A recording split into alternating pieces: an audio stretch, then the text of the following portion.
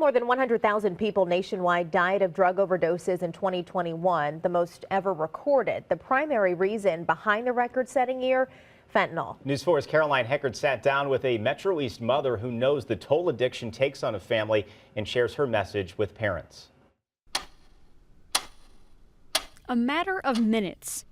That's how close Sarah Topal came to losing her 16-year-old son. I mean, I remember just screaming, "Is he alive?"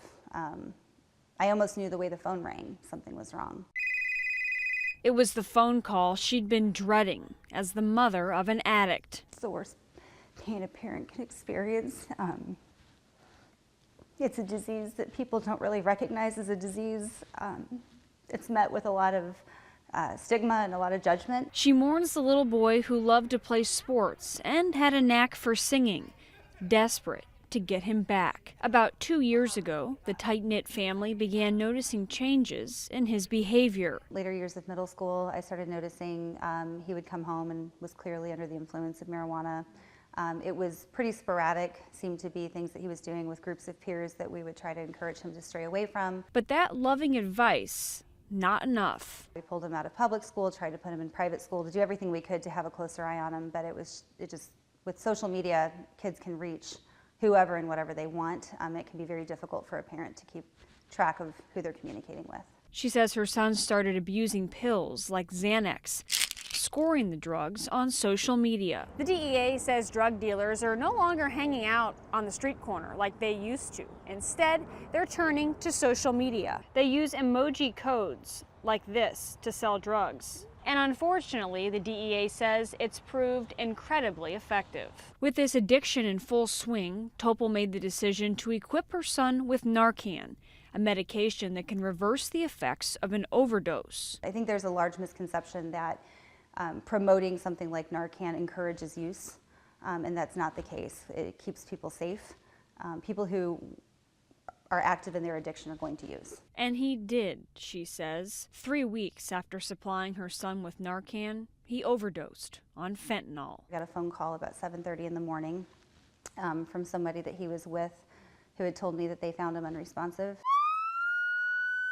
He was rushed to the hospital, receiving more Narcan on the way. Topal says it was touch and go for hours until he finally stabilized. We were within minutes. It's devastating. It's heartbreaking. Madison County Coroner Steve Nahn says a lot of people aren't as lucky. It's a game of Russian roulette. You know, you do not know where that pill came from or what's in that pill. Nahn says fentanyl made an appearance around 2018, quickly outpacing the county's heroin overdose deaths. This is a business, and it's about profit.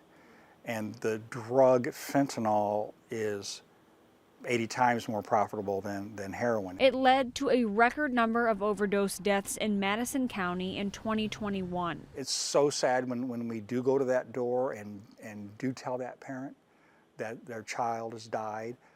The resignation and the sigh of, you know, we knew this day was coming. It's a reality Topal lives every day, but she's now able to breathe a bit easier. Her son is in a treatment facility several hours away, and she's hopeful this time will be different. What happened to him, it was so easy, it was so available, it was so cheap, it was so fast. We spoke to Sarah on her son's 17th birthday, a day just 3 weeks ago she wasn't sure she'd see. This would have been the saddest day of my life.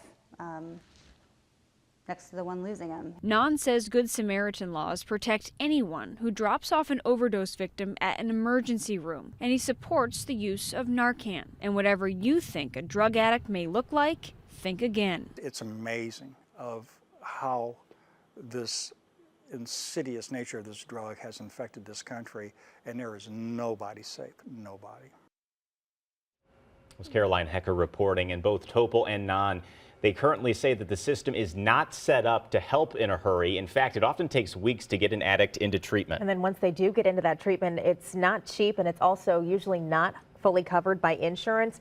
And that can force many families to spend their life savings in order to get the help that they need. Let's take you out.